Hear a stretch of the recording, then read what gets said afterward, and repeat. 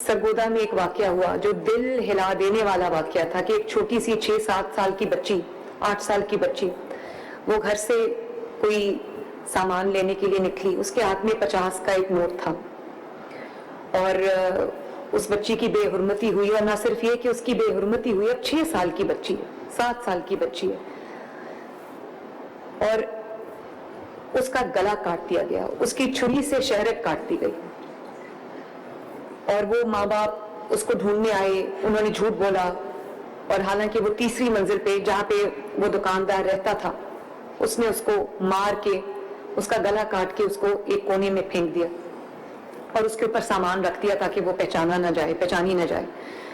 फिर वो एक खून का धब्बा था छोटा सा जो शायद उसके पाँव पे या उसकी जूती पे लगा था, उससे वो जो कातिल है और जो रेपिस्ट है वो पहचाना गया।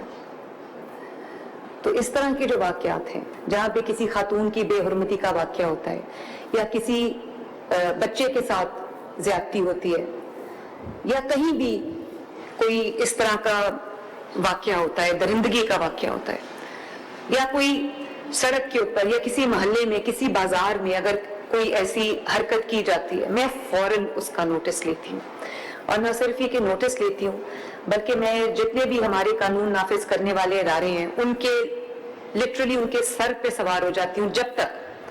वो मुल्जिमान गिरफ्तार नहीं होते, जब तक वो मुल्जिमान जो हैं वो उनको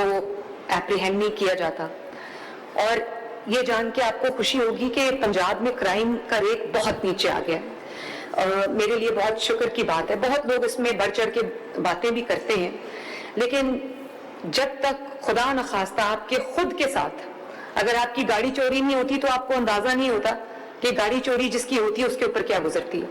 खुदा न खास्ता आप अपने घर में सोए हैं और आपके घर में कोई चोर डाकू घुस आते हैं और वो आपके घर का सामान भी लूटते हैं, आपकी खवातीन की बेहुरमती भी करते हैं खुदा न खास्ता, तो उस वक्त आपकी क्या फीलिंग होती है? वो आप दूर बैठ के भाषण देना और बातें करना बहुत आसान है। मुझे इस चीज का एहसास है कि ये जिम्मेदारी मेरे पे है। मुझे इस चीज का ये एहसास है कि अगर मैं बतौर वजीर आला, बतौर पाकिस्तान के सबसे बड़े सूबे की चीफ एग्जीक्यूटिव, आप मैं सड़कें बना सकती हूँ, मैं इंफ्रास्ट्रक्चर बना सकती हूँ, घर बन सकते हैं लोगों के, और जो बसें आ सकती हैं, ट्रांसपोर्ट आ सकती है, सब कुछ हो सकता है, हॉस्पिटल अच्छे हो सकते हैं, स्कूल अच्छे हो सकते हैं, लेकिन अगर आप अपने घरों में महफूज नहीं है, अगर आपके कारोबार महफूज नहीं है, आपकी जिंदगियां महफूज नहीं है, आपके बच्चे महफूज नहीं है, तो मैं समझती हूं कि मैं नाकाम हूं और नामुराद हूं। इसके लिए मुझे जो भी करना पड़ेगा, कल को मुझे इसका जो जवाबदेही करनी पड़ती है, जो मुझे इसके लिए भुगतना पड़ता है, आपका क्या ख्याल है कि मुझे एहसास नहीं है कि कल मुझे इसका क्या इसके मेरे पे इम्प्लीकेशंस हो सकते हैं, मेरी जात पे क्या इम्प्लीकेशंस हो सकते हैं? तो मैं अनजाने में ये नहीं कर रही, तो मैं ये इसलिए नहीं कर रही कि मुझे एहसास नहीं है कि कल इसका क्या मेरे पे एक इम्पैक्ट आ सकता है। मैं ये सब जानते बूझते कर रही हूँ, लेकिन खौफ से बड़ा मेरा फर्ज है, खौफ से बड़ी मेरी जिम्मेदारी है। जिंदगी आज है कल नहीं है, कुछ पता नहीं है एक पल का, लेकिन जितनी देर मेरे सर पे ये जिम्मेदारी है, मैं कम से कम अल्लाह ताला को जवाब दे हो सकती हूँ कि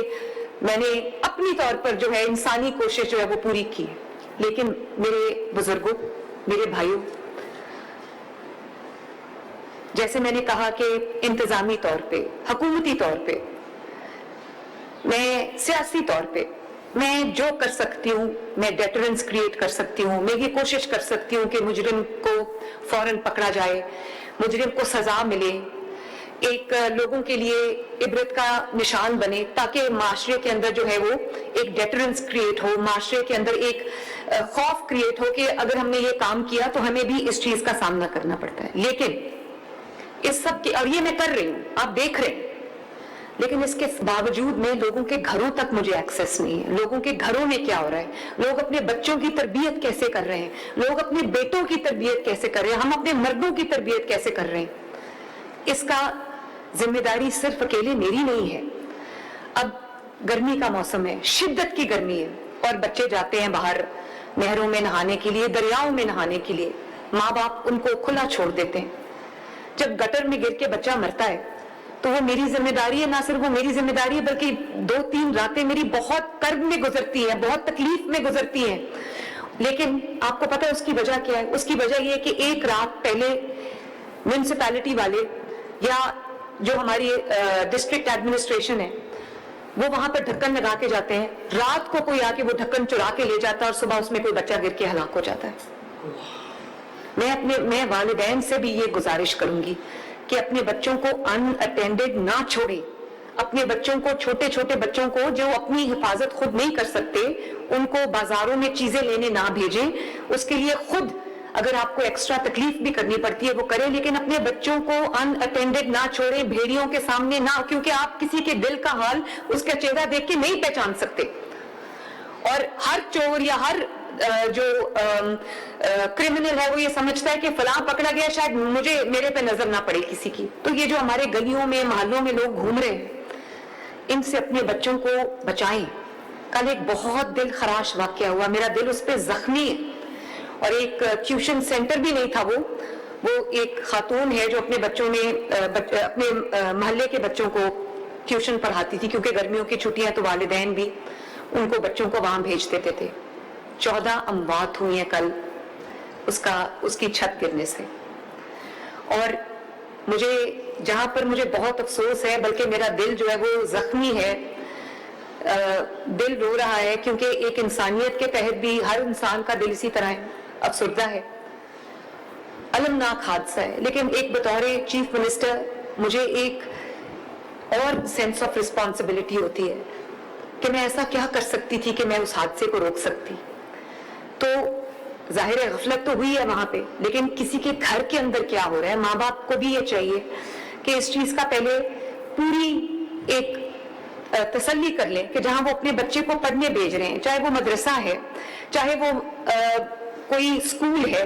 یا وہ کوئی ٹیوشن سینٹر ہے جس کو ٹیوشن سینٹر کہا بھی نہیں گیا، جس کے پاس کوئی رجسٹرڈ ٹیوشن سینٹر نہیں ہے،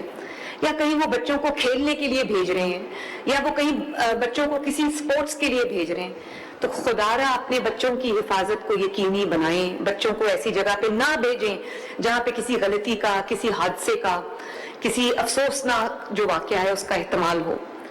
اور اس کے چھت پہ کام ہو رہا تھا، چھت پہ وہ مزدور، کیونکہ ابھی چھت بن رہی تھی تو مزدور اکٹھے کھڑے ہو گئے چھت پہ، اور وہ چھت جو ہے وہ گر گئی، اس کے ملبے تلے بچے دب کے ہلاک ہو گئے۔